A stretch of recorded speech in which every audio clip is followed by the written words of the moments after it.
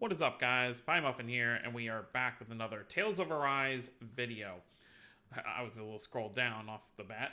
I'm a little late on this. They actually uploaded this earlier, but I've just been so busy I didn't really find time to kind of cover it. We're not going to cover both in one video because each one takes about 20 minutes to read, but both the Dohalim and Kisara and the Alphen and Shion Beyond the Dawn preludes stories have been released, so obviously I'm going to make a video for each one. In this one, we're going to go over Dohalim and Kisara. It's like an hour and a half before the DLC releases, so I'm really rushing to see what these other four characters have been doing in this last year before I can start playing the DLC. Of course, I'll be recording a series on it. It won't be starting until this coming Monday, the 13th of November. That's when I'll have my uploads start going, so I can most likely play and finish the DLC and then just upload everything for the next few weeks. But let's go ahead. Let's take a look at what Dohalim and Kisara. Obviously, I assume they've been in Monancia this last year. I don't know if Dohalim would have still been in charge after everything. Kind of leading. He obviously showed his leadership skills when they were on Rena, or up at Rena, the Rena, space station, whatever you want to call it. I always forget what it was actually called. But when he had to kind of talk to all the people about everything, he did show his leadership skills, so he is definitely for the role. But let's go ahead and see what these two are up to. Conflict, backlash. The discord that accompanies change was everywhere. It took many forms, wait, what? It took many forms, however, and the ways people handled it were just as diverse. Okay, that makes more sense.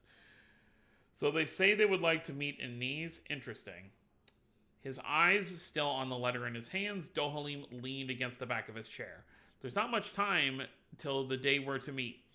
True, and we'll need to depart immediately if we would like to go.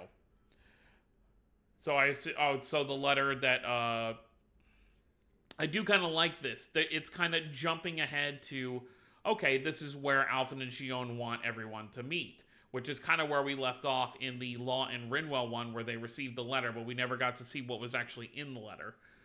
So very, very cool. There's not much time there with day to meet. True. We'll need to depart. Yeah, okay. Kisara nodded from the other side of the desk. The two were in a room in a building in Oh, okay, no, they're in Pelagion. So in basically the city, the capital where Volron was hanging out at the first time we took him out. The capital, Pelagion, the capital city of Ganatharos. Documents were stacked in an orderly manner on the table, and the surrounding walls were lined with bookshelves. More bookshelves. It was a room specifically designed for office work. Kisara's armor couldn't be more out of place, and yet it didn't seem to bother her in the slightest. Though her upright posture was marked in contrast with Dohalim's, they were equally relaxed and looked at each other with the same gentle gaze. But I heard another new group of Renans arrived. Can you afford to be away right now? Dohalim had become something of a representative for Renans in Pelagion. Okay. So I do wonder who is in Elden Monancia, who is or in Vicent, I guess is the name of the city, who is ruling over that region right now, because that had a fully, fleshed out city. He wasn't in a position to have much freedom, but he didn't show any distinct signs that bothered him. I can't very well decline after you came all this way to tell me. Oh, so I assume that means that Dohalim mostly spends his time here alone. He doesn't normally have Kisara with him. That's not fair, Dohalim. In actuality, however, the contents of the letter weren't something they could ignore. It spoke of circumstances that couldn't be handled by anyone but them. The letter was from Alphen and Shion. They sent it to Kisara and Vicent and asked her to inform Dohalim. And there was more. Law was to contact Rinwell. Okay, there you go. Rinwell lived in Vicent, just like Kisara. It was irrational to ask Law to come all the way from another city, talk to Rinwell instead of having Kisara do it. She didn't know whether it had been Alphen or Shion's idea, but she had an inkling of the intention. The letter had brought Kisara to Pelagion, where she was now face-to-face with Dohalim. Irrational as their request might be, this was the result. It was the same for Law, whether he'd put the pieces together or not. Yes, this game has done a very, what's the word for it? I was going to say a very good job of making the players know that this is the three couples that the game is trying to put together. I mean, it's been very clear from pretty early on in the base game as well. Although all three men in this game are very much very airheaded and dense when it comes to this kind of stuff. What about you? The troops will struggle with their captain away for an extended period. I don't plan to be gone long, and I left a list of drills for them to go over in the meantime. When I get back, I'll test them to see if they follow through properly. So this kind of tells me that this DLC is probably not going to take over. It's not going to be over a long period of time. If it's like they're going to go back to their duties after whatever mission Alpha and Shion have for them. So it's probably only going to be like maybe like a week or so, whatever we're going to do. Quite responsible of you. If it truly were an inconvenience, Kisara wouldn't be in the room right now. They were both well aware of that. Drilling the soldiers who protect Vicente, that was Kisara's job now. She was supremely distinguished in combat and military matters, and also had to be seen as a role model, a perfect fit for a city where Donans and Renans live together. Kisara was stern and unbending in her instruction. Dohalim felt a little sorry for her soldiers, though he would never say that out loud, of course. When I said I'm going to Pelagian, everyone wanted to know when you're coming back. I'm sure everything is running smoothly without me. It's not so much to say as they need your help, but that they love you, they miss you. Everyone, you say. Dohalim turned to Kisara with a questioning look in his eyes, but Kisara evaded his query, saying nothing. Turning down the corners of his mouth in an almost sulky manner, Dohalim rose as if having given up. Well, you set a good example for me. Let me arrange the instructions and transfer all of power while I'm gone. Kisara was already standing before he could finish, as if it were simply the natural thing to do. I'll assist you. For a brief instant, Dohalim appeared to break into a smile, but he quickly raised a hand to collect himself. I can handle it on my own. You won't have to wait long. How about going for a stroll? Alright, so he's obviously, like, earlier rise, he was so used to, people having to help him with everything, but obviously he wants to do things on his own now. Exiting the building, bright rays of sunshine momentarily blinded Kisara. Like the white on this page for me. I do wish there was a dark mode for the Bandai website, but oh well. She cast her gaze around, eyes narrowed, and saw the towering fortress up ahead. Del Faris Castle. It had once been home to the lord who ruled this area. Yeah, we remember him. The castle held deep meaning for both Donans and Renans alike.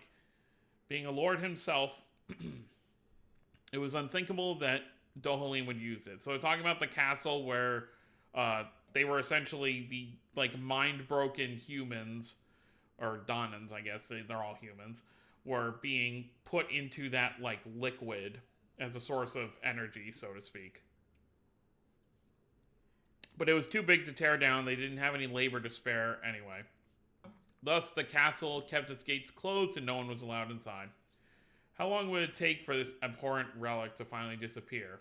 And which was better, to continue to remember or to forget altogether? Harsh memories can stir up pain, but they can also serve as a warning or lesson. Kisara pulled out the old bracelet she carried with her. It was a keepsake of her brother that she always kept close. She gazed at it for a moment, then gave it a squeeze as to confirm it was real before stowing it away again. There were only a scattering of people walking the streets. Most of them Donans or people who had come from other countries. Pelagian was divided into 3 levels. With the original Donan residents and the Renans living on separate levels, Kisara was currently on the highest level. She recalled her conversation with Dohalim from just moments ago. She certainly trusted him, but her fears were not baseless. Kisara turned her head upward. She could see it, floating higher in the blue sky than even the clouds, like rocks of rubble. Oh, Lenegus, that's what it was called. In the middle of a flowing river. Lenegus, the remnants of what had been the Renans' headquarters. Lenegus had been destroyed when the worlds merged a year earlier. The Renans managed to escape on their starships, but they were forced to rely on the Donans who they had enslaved up until that point. Suddenly, the Renans found themselves without the slaves and machines upon they had always depended. Many lacked almost any of the skills needed to create things on their own. Makes sense, even if it's messed up. Ignoring Renans who resented this fall from grace would have inevitably led to further conflict with the Donans. So to prevent this, Renans were to be gathered together in one place, and Pelasgian was selected as the host city. So it seems most Renans are living here, okay? And it makes sense. Dohalim is one of the former lords. I'm sure they would listen to his words more than anyone else's. Dohalim was essentially the cornerstone to this policy. Yep, there you go. As the last literally what I just said. He could keep their opposition in check while also acting as a buffer with the Donans to protect the Renans from any excessive disadvantage. In addition, he could instill self-reliance and lead the Renans to a world towards a future of peaceful coexistence. That was the mission he undertook and the vision of the future he held in mind. God, this page is just so bright. I need to turn the light on. Sorry to interrupt the story. Is there really no like dark mode on this web? I don't think there is. I'm gonna look anyway. This is just so bright. Yeah, there's nothing. All right. Just deal with it for now. Okay, here we go. Kisara surveyed her surroundings once more, though it still resembled the Donna she was used to. It had become distinctly different. The most conspicuous change was the sky above. It was something even more glaring than the ruins of Lenegus. It wasn't what was there, it was what had disappeared. Rena, the other of the twin worlds that had taken up a large portion of Donna's sky, where it was now only a vast blue sky, as if something had been left out. Donna and Rena had become one, but that didn't mean Rena ceased to exist. The spectacle reminded her that she was viewing the loss of Rena from her position on Donna. It was like that even for her, who had been involved in many of the events leading to the current state of affairs, then what must it be like for the majority of Donna and Renans? Not knowing what she was searching for, Kisara gazed intently in the sky. See something? Looking back, she saw Dohalim approach from the building's doorway. Quite the contrary, I see nothing. Her eyes returned to the sky as she spoke. Dohalim followed her example and did likewise. It's no different than the rest of the sky, but I can't feel there's some massive hole there. It's been a year, but it still feels confusing at times. I suppose that is to be expected. What we once took for granted is now gone. If Lenegus still existed, you wouldn't be here right now. It's fair. Dohalim would likely have been stationed on Lenegus if it were still up and running, and getting there would require a starship, making travel no easy feat for a Donnan. The starship Falnates had been lost in the war a year ago. It's still funny that they call it a war. It wasn't really a war. It was 6 people that were fighting against something. I don't know if you really call it a war, but either way. I mean, I guess the people on Donna were standing up to everything that was going on. Standing alongside each other like this would likely be impossible if it weren't for what happened. Dohalim's being in Pelasgian was a result of the unexpected destruction of Lenegus, after all. Kisara, pulling herself together and straightening her inner resolve, she had to stay firm. Are all the preparations complete then? They are. I found people to handle the pressing matters. There should be no issues with my temporary absence. Preparations for the trip are also complete. He sounded somewhat proud. Kisara felt a wry smile about to form, but she did not allow it to show on her face. He was forging ahead just as he had sworn he would a year ago. He seemed a little sad as well, but joy and pride won out in the end, and she would have to work just as hard as him. And with that, her brow abruptly wrinkled. Kisara? It was clear from his voice that he'd noticed a change in her mood. Disregarding his concern, she briskly walked over to him and pointed at his chest. My apologies, but your fastener is crooked. Ah, I must have been in too much of a hurry. Now that I look closer, this one's a little off too. Do you always walk around like this? We're about to embark on a journey, Kisara. Perhaps this isn't where our attention should be focused. A messy appearance reflects a messy mind. We need to get this right because it's the starting point of our journey. To be fair, I did think this was somewhat of an improvement. Kisara made work of adjusting his clothes as they exchanged words. No matter how much the world changed, this was the one thing that hadn't changed at all. It was more of a question whether it would ever change. I do appreciate this. His abrupt, earnest comment caused her to raise her head, bringing them eye to eye. Appreciate what? Having things where they belong. Kisara's hands stopped moving. It took a moment for his words to sink in. She closed her eyes. The energy seemed to drain from her body. She let out a small sigh. Slowly, her eyelids raised again. They now revealed a gentle gaze with a sense of companionship, but meant only for one person. Indeed. The two allowed themselves to be immersed in all that was contained in the one little interaction. Would the moment simply pass by and fade away? If so, how would that happen? This she didn't know. Even so. One freed from the past, focused solidly on what was to come, the other sworn to serve as a shield, offering protection and support. Both living for the future, a future that gave them a place to belong.